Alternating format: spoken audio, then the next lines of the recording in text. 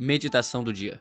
No livro de Lucas, capítulo 3, nós vemos a pregação de João Batista e a genealogia do Senhor Jesus Cristo. No capítulo anterior, a palavra de Deus nos falou acerca do nascimento do Senhor Jesus.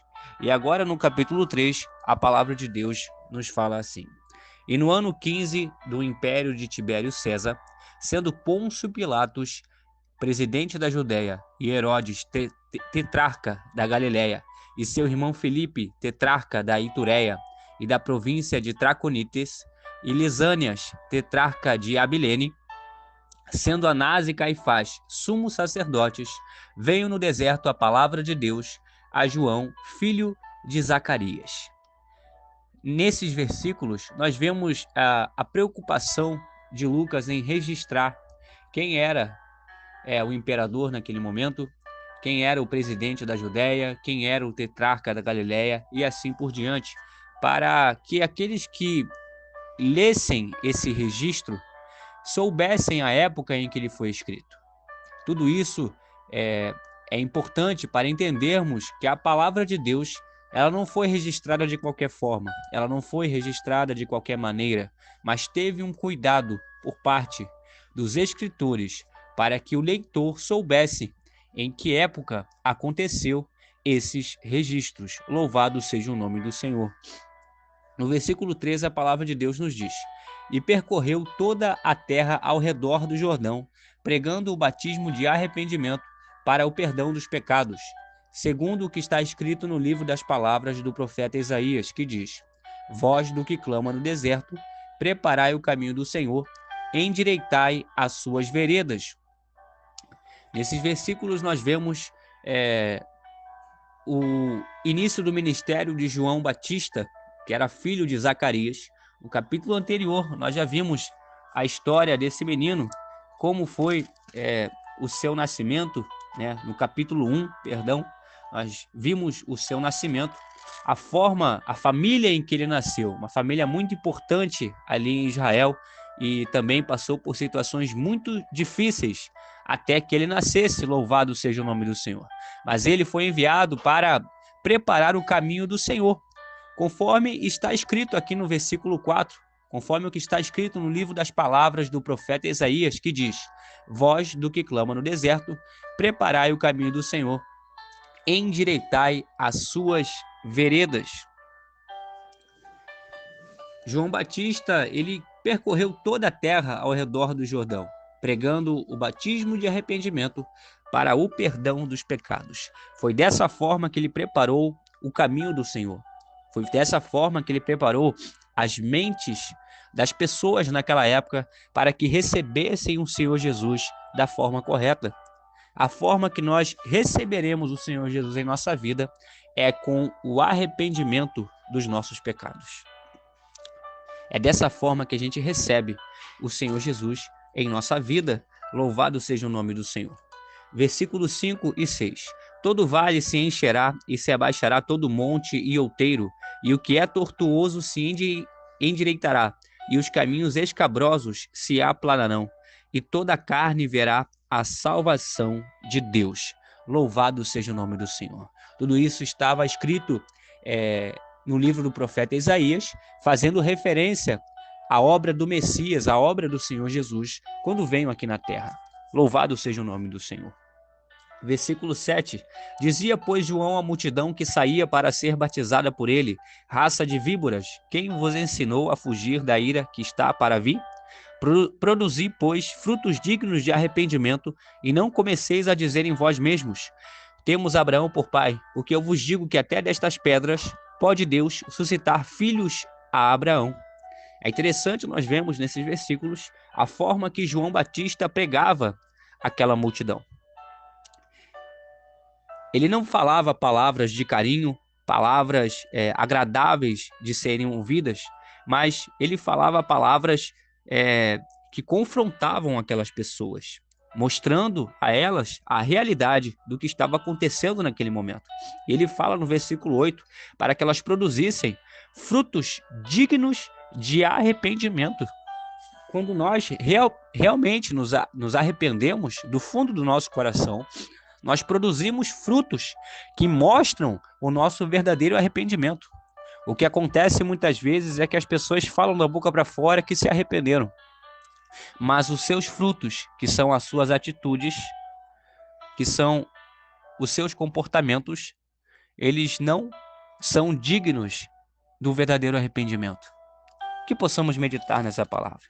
Nos demais versículos, nós vemos que a multidão, ouvindo isso, o interrogava, dizendo: que faremos, pois? E respondendo ele, disse-lhes: quem tiver 2 túnicas, reparta com o que não tem, e quem tiver alimentos, faça da mesma maneira. E também chegaram os publicanos para serem batizados e disseram-lhe: mestre, que devemos fazer? Publicanos eram aqueles que cobravam impostos naquela época. E ele lhes disse: não peçais mais do que o que vos está ordenado.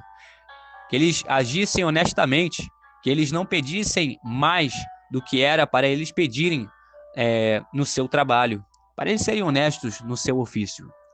E uns soldados o interrogaram também, dizendo: e nós que faremos?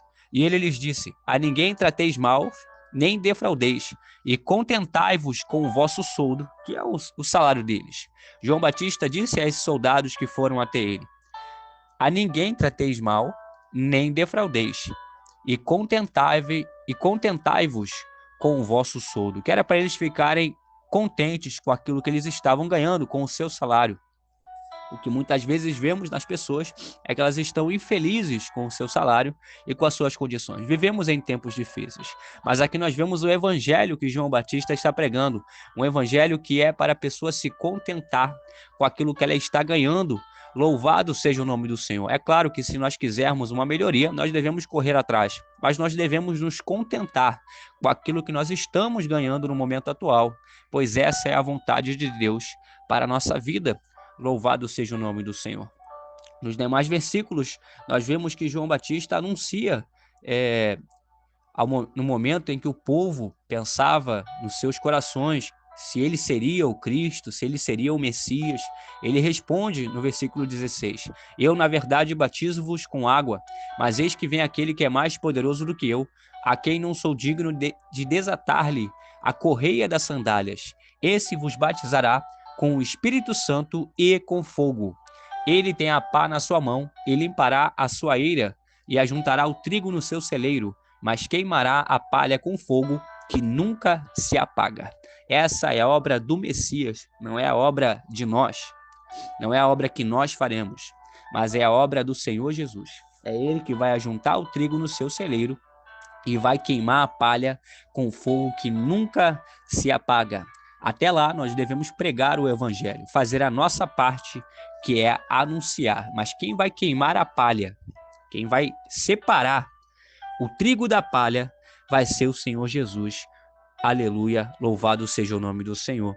Nos demais versículos, nós vemos que João Batista, ele é preso por causa das suas repreensões ao tetrarca Herodes, a esse governante que era ímpio, que era mal diante do Senhor. E João Batista não passou a mão na cabeça porque ele era governante. João Batista também pregou o evangelho da verdade a esse homem. E por causa disso, João Batista foi preso. Louvado seja o nome do Senhor. Nos demais versículos nós vemos que Lucas nos apresenta a genealogia do Senhor Jesus, retrocedendo desde José, né, que era ali o seu pai, legalmente falando. A genealogia retrocede de José até Adão, né, sendo diferente da genealogia que é registrada no livro de Mateus. É interessante nós destacarmos que aqui a genealogia retrocede para destacar muitos detalhes. Entre eles, nós podemos destacar que Jesus, o sacrifício de Jesus, ele não serviu apenas para as pessoas que vieram depois dele, mas também para as pessoas que vieram antes do seu nascimento, né? Retrocedendo até mesmo até Adão. O sacrifício do Senhor Jesus não serviu somente para as pessoas que vieram depois dele, mas também para todas as pessoas que vieram antes dele. Louvado seja o nome do Senhor. Aqui nós vemos, né, uma evidência disso com a genealogia de Jesus, retrocedendo de José até Adão. Louvado seja o nome do Senhor. Também temos outras características, mas é importante destacarmos essa nesse momento. Guarde essa palavra no seu coração. Tenha uma excelente quinta-feira na presença do Senhor Jesus, confiando nas promessas do Senhor na sua vida. Em nome de Jesus. Amém.